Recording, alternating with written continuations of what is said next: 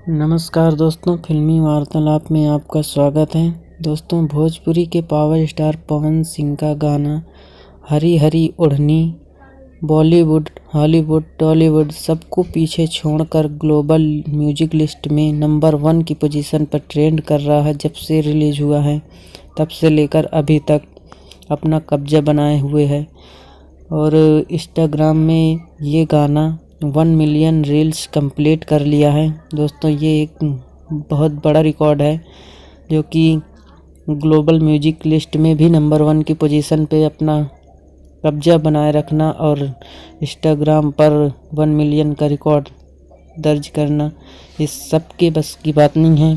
तो दोस्तों, power star Pawan Singh के इस रिकॉर्ड के बारे में आपका क्या कहना है, नीचे कमेंट करके ज़रूर बताना।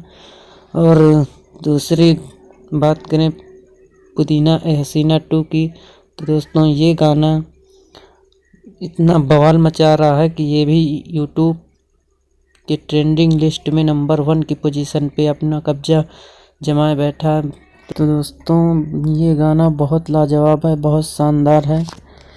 जिस भाई ने नहीं सुना एक बार ज़रूर जाके सुनिए। ये बेव म्यूजिक कंपनी द्वारा रिलीज़ किया गया है। दोस्तों, अगर जानकारी आपको अच्छी लगी हो तो चैनल को सब्सक्राइब कर लेना और बेल आइकन का घंटी ज़रूर दबा देना।